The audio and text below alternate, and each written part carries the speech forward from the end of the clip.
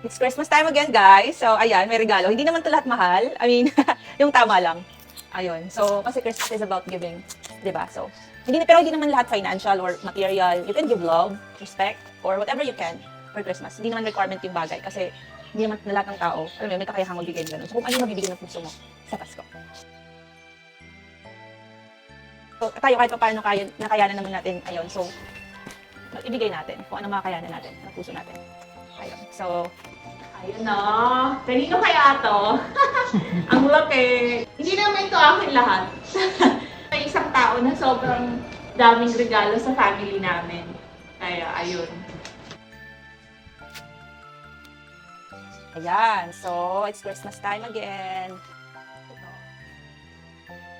Ganyan daw. Parang yung hagot tingal, daw mo sinasako mas kapag pinusto yun.